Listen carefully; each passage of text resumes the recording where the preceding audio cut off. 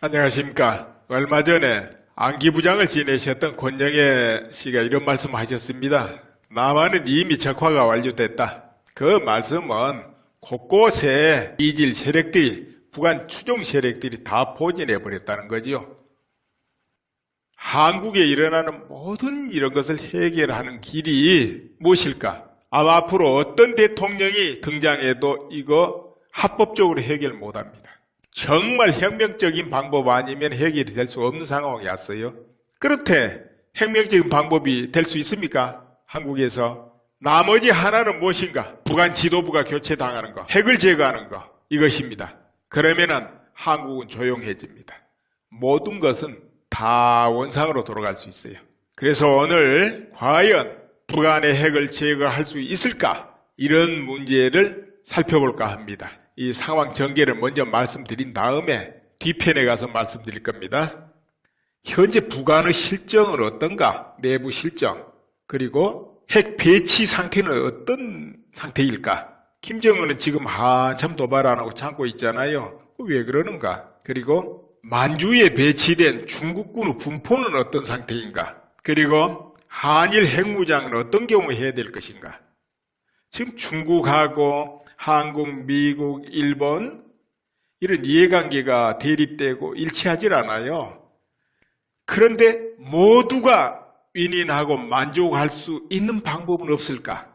모두가 만족하면서 북한 핵을 제거하는 방법이 있지 않겠는가? 이 부분은 오늘 여러분과 같이 살펴보기로 하겠습니다. 탈북자들이 전해준 소식인데요. 북한에는 평양 빼고 치안 상태 굉장히 나빠졌다고 그래요. 권영이 거기도 좀 잘 안 서는가 봐요. 그래가지고 보안원이 종종 살해당하는 경우가 전국에 상당히 많다고 그래요. 그런데 효과적으로 수사가 이루어지고 범인을 잡고 이런 게 지금 제대로 안 되고 있다는 겁니다. 그럼 보안원들이 굉장히 몸을 사리고 있다는 거예요. 옛날같이 서슬퍼렇게 움직이지 못한다는 거지요. 주민을 통제하는데 강압적으로 옛날같이 못하는 분위기라는 거지요. 나중에 어떤 보복을 당할지 모르니까. 그렇다면은 지금 아래쪽으로 영이 좀 제대로 안 쓰고 있다는 거지요.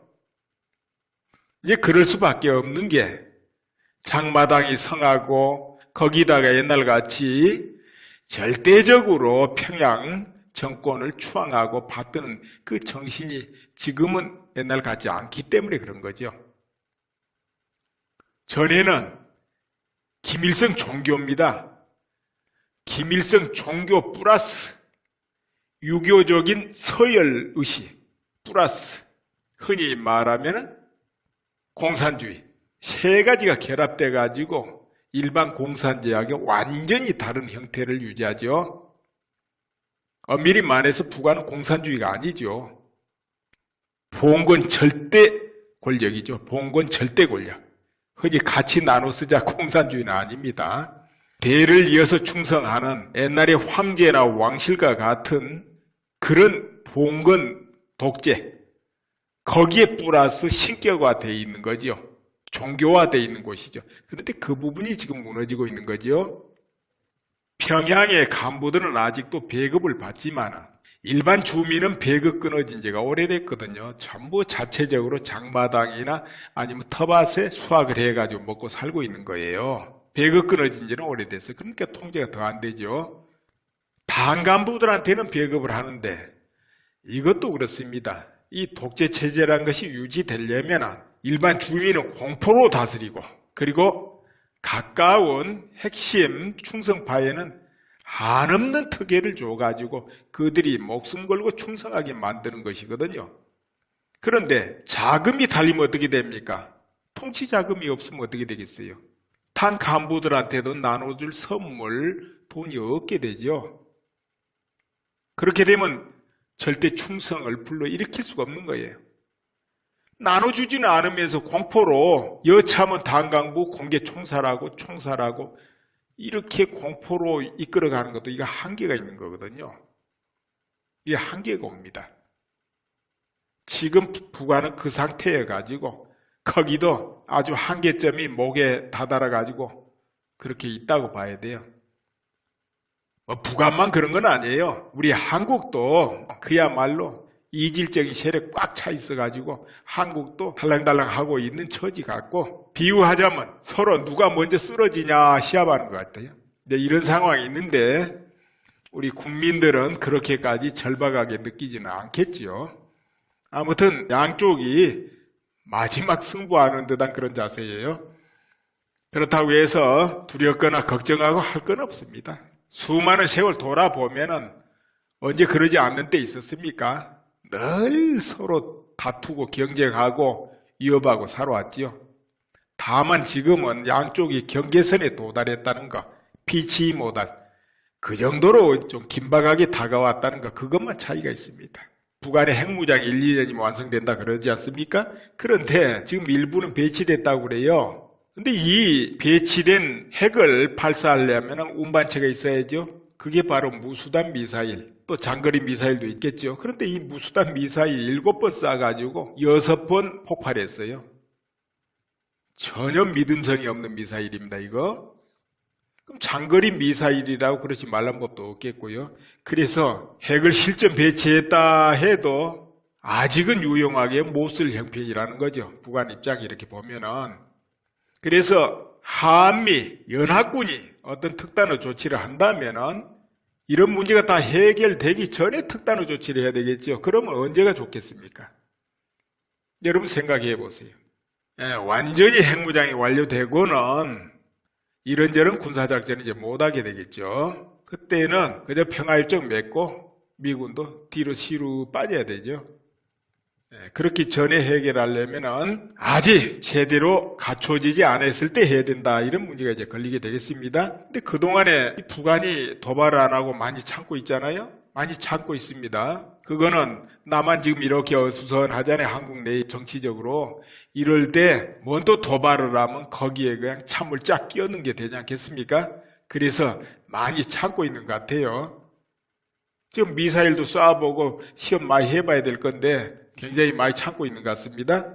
그러나 내년 초 트럼프가 취임하고 전후 뭐 이럴 때는 한번 또 도발을 해볼 수도 있어요. 그때 미사일도 테스트도 해보고 겸사 트럼프 테스트도 해보고 또 그때는 교체 기간이니까 좀 제대로 안정이 안 될 때니까 해볼 만하지요. 아무튼 지금 잘 참고 있네요. 특단의 조치 이 부분도 생각해 보겠습니다. 예를 들어서 한미연합군이 휴전선을 돌파해 올라가는 일이 있다 해봅시다. 그렇게 되면 중국군은 만주 쪽에서 반드시 개입한다는 거죠. 중국군은 다 개입하려고 준비를 다 하고 있죠. 강력한 군사력이 거기 계속 증강되고 있습니다. 그래서 오늘 중국군 분포를 한번 이렇게 언뜻 한번 보기로 하겠습니다. 만주 쪽에는 북부정구가 주둔하고 있는데요. 중국에는 북부정구, 중부정구, 동부정구, 저 아래 남부정구, 저 서장 쪽으로 서부정구가 이렇게 있습니다. 근데 북부정구 안에 4개의 집단군이 있어요. 우리나라로 말하면 군단에 속한다 보면 되겠네요. 군단. 16집단군, 39집단군, 40집단군, 26집단군 이렇게 4개 집단군이 있는데 이 집단군 군단마다 5만에서 한 7만 정도 된다고 그래 군사력이. 그러면 25만, 30만 이렇게 되겠죠. 그리고 황해 쪽에 배치된 북해 함대사령부가 있는데 여기 항공모함 1척에 전술 핵잠수함 3척, 재래 잠수함 25척, 구축함 8척, 소형 구축함 10척, 수륙 양용함 11척, 미사일 초계정 18척, 소형 호위함 6척, 강력한 해군력이 이 바렘 안에 있습니다. 중국으로 말하면 보하이만, 그렇죠? 거기 주둔하고 있어요. 그래서 유사시는 그 함대가 서해 쪽을 장악하려 하겠죠. 그런데 일단 한미연합군이 북진하게 되면 이 집단군이 개입하는데 그 중에서도 가장 중국의 정예군이라는 39집단군이 이제 개입 먼저 하겠죠. 이렇게 구조가 딱 돼 있어요. 여기 해군에 이런 함정만 있는 게 아니고 전투기도 많이 배치돼 있고 미사일도 많이 배치돼 있죠. 강력하게 유지하고 있습니다. 그런데 중국이 한국의 사드 배치를 그렇게 반대하는 게 사드 배치를 하게 되면 이런 집단군, 이 배치가 다 달라져야 된다는 거예요. 막대한 비용이 든다고 그럽니다. 그거 다 들여다보게 되니까. 그래서 아주 불편하게 여기고 있는 중인데요. 아무튼 진군하면 중국은 용납 안 한다 이거죠. 왜 그러냐? 중국은 북한이 무너지니 차라리 핵무장해서 안 무너지길 바래요. 핵무장을 해가지고 무너지는 것보다는 핵무장이 낫다는 거죠. 그래서 중국이 뒤로 은근히 지원을 하고 있는 거거든요. 근데 어제 12월 1일인가요? 유엔에서 북한 제재법이 또 통과됐죠. 북한에서 광물 수출한 거, 석탄, 그 수출기를 막는 거 통과됐어요. 그게 막히고 하면은 현금 수입의 62%가 막힌다 그러죠. 굉장히 큰 거죠. 그 나머지는 근로대 보내가지고 외국에서 노동해가지고 벌어들이는 거, 현금. 그런데 그런 경우도 각 나라에서 이제 그만 돌아가, 너희들 필요 없어. 그럼 그것도 다 막히죠. 지금 상황이 북한 입장에서는 굉장히 안 좋죠. 김정은 입장에서는. 그 수입이 척척 다 끊어지니까. 그리고 한국, 미국, 일본 모두 독자 제재 또 발표하잖아요. 북한하고 거래하는 모든 기업을 또 제재하겠다 이런 것도 발표하고. 이렇기 때문에 북한 입장에서는 지금 최악으로 가는 거예요.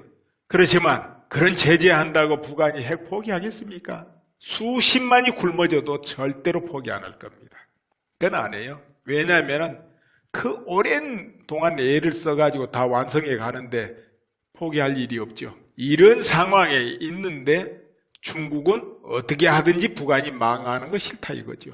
중국 때문에 한미연합군이 어떻게 하고 싶어도 지금 못하고 있는 상황도 있어요. 그런데 이럴 때 모두가 만족하는 방법이 없을까요? 북한 핵을 제거하면서 한국도 만족, 중국도 만족, 일본도 미국도 모두 만족하는 법이 없을까? 러시아까지. 있을 것 같습니까? 없을 것 같습니까? 내가 보기에는 이렇게 하면 만족하지 않을까 싶어요. 왜냐하면 중국은 북한 핵을 제거하고 북한이란 정권이 유지되기만 하면은 그 사람들도 거기까지 양보할 것 같아요. 왜 그러냐면은 계속 북한이 핵무장하는 것을 용납하고 뒤를 봐주게 되면은 결국 필연적으로 한국하고 일본은 핵무장할 수밖에 없게 됩니다.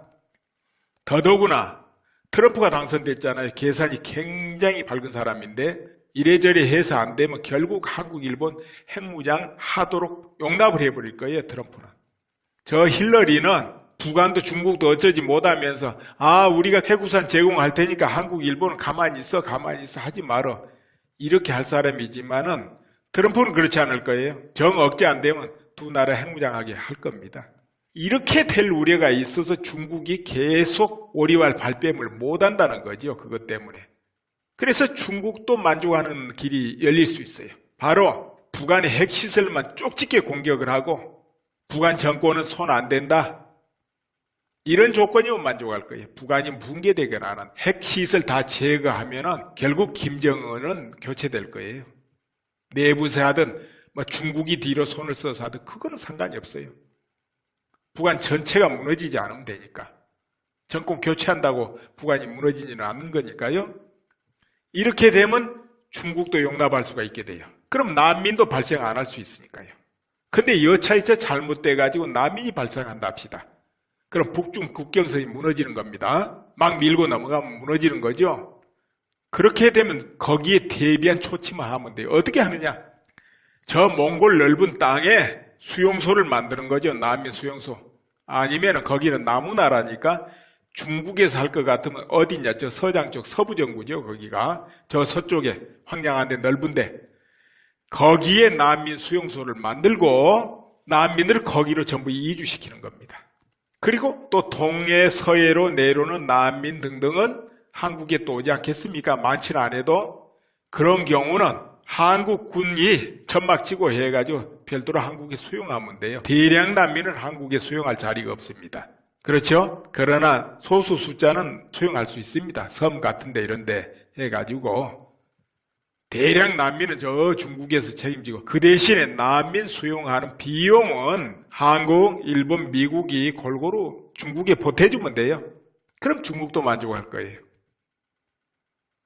그렇게 하면 북한은 붕괴 안 되고 핵은 제거되고 이렇게 되면 한국도 그 정도면 만족, 미국도 만족, 일본도 만족, 중국도 만족 이렇게 될 거예요.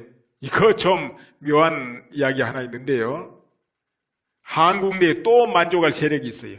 그게 뭡니까? 바로 북한 추종 세력, 또 그리고 간첩, 그리고 약점 잡힌 사람들, 이 사람들이 또 만족할 거예요. 왜 그런 줄 아세요? 북한이 붕괴돼가지고 모든 비밀 문서가 공개돼 버릴 때는 엄청나게 위험하잖아요. 근데 북한이 무너지지 않고 핵만 제거되면은 그런 비밀 문서 공개 안 되거든요. 공개 안 되면은 그런 분들도 안녕하잖아요. 입 닫고 있으면 돼요. 그런데 한국 입장에서 그럼 그 사람들 계속 작전하고 설치면 어떻게 하느냐 걱정할 수 있는데 그거 걱정 안 해도 돼요.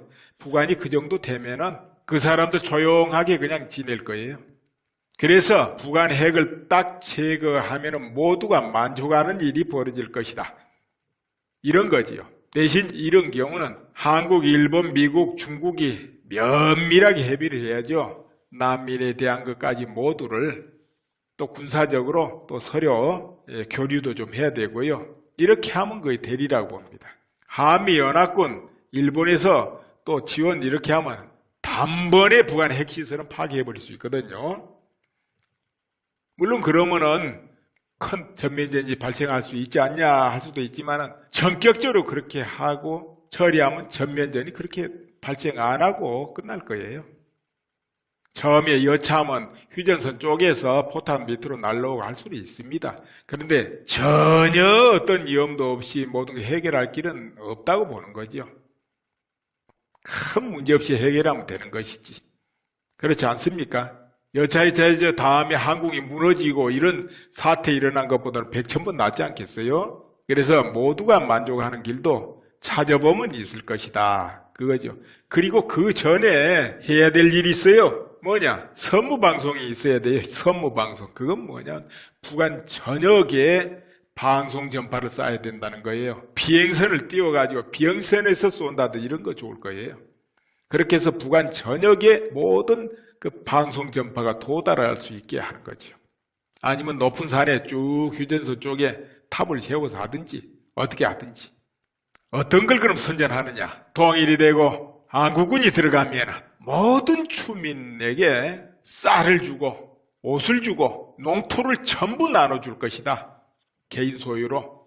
이것을 열심히 주입하는 것입니다. 북한은 의식주가 굉장히 중요하고 또 인간의 본능에는 의식주만큼 강한 게 없습니다. 본능적으로. 그래서 그 부분을 강조하고 그리고 인간은 다 자유롭고 싶어요.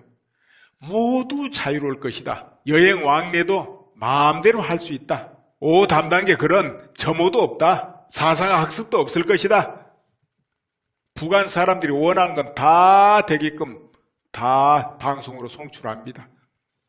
이렇게 해서 북한 저 꼭대기부터 아래까지 모두 그 상황을 기대하게 만든다 이겁니다. 그렇게 하면서 북한 내부 간부들한테도 주민에게 악행을 하지 말아라. 심하게 하지 말아라. 그리고 모두 마음의 전황을 하라. 그러면 다 선처받을 것이다. 이렇게 길을 열어줘야 됩니다. 그걸 방송으로 계속 하는 거예요. 같이 모두가 행복하게 살 수 있는 길을 찾게 해주마 이렇게. 이걸 꼭 그렇게 해야 됩니다. 그래야 다음에 어떤 사태가 났을 때 쉽게 모든 것이 무너지게 할 수도 있고 단절시킬 수도 있고 다 할 수 있는 거죠. 빨리 수습할 수 있고. 그리고 또 한편으로는 북한의 모든 간부들, 주요 핵심 간부들, 주요 부서 간부들 다 포섭하는 겁니다. 북한의 간부들이 야간 거는 달러지요?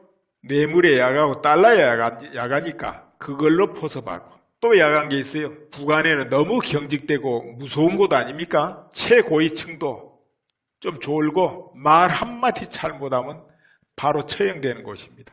그러니까 어떤 약점든지 조그만 약점도 잡히면은 그건 바로 포섭인 겁니다. 북한 간부들 약점 잡으면 되는 거예요. 뭐 대화 중에 약점이든 예를 들자면 주요 아주 고위 간부가 김정은을 두고 요즘 나이가 조금 젊다 보니까 결정이 좀 이렇게 한다. 지나가는 소리라도 해도 그건 바로 생사와 직결되는 말이 되거든요. 거기는. 한국 같은 데서야 욕을 쳐해도 괜찮지만 거기는 그렇잖아요. 그런 것이 전부 약점으로 잡히는 거죠. 그렇기 때문에 오히려 약점으로 포섭하는 것이 굉장히 빠를 수도 있다 이런 이야기죠. 달라하고. 그래서 주요 간부들, 주요 핵심 요처에 있는 사람들을 제대로 포섭하는 겁니다. 1조, 2조를 들여서라도. 그건 비용이 싼 거니까요. 이렇게 하면은 모두가 만족하는 길이 열릴 수도 있다. 또 북한 주민도 다 만족한다. 북한 주민 다 만족, 남한 한국 국민도 다 만족, 일본도 만족, 중국도 만족, 미국도 만족. 그런 길이 있다고 보는 거지요. 이것이 물론 어려운 길이고 터무니없는 그런 상상일 수도 있지만 안 되는 걸 되게 하는 게 전략 아니겠습니까? 안 되는 걸 되게 하라. 이것이 전략이거든요. 그리고 최고 위험을 회피하는 길은 바로 최고 공격, 급소 공격이 최고 방어거든요. 어찌됐든 우리 모두는 전쟁하는 거 좋아할 일은 없죠. 평화를 사랑해야 돼요. 그러나 위기를 두려워하면 안 되죠. 위기를 두려워하고 비겁하다면 평화 누릴 자격이 없으니까요. 오늘은 여기까지 말씀드릴까요? 감사합니다.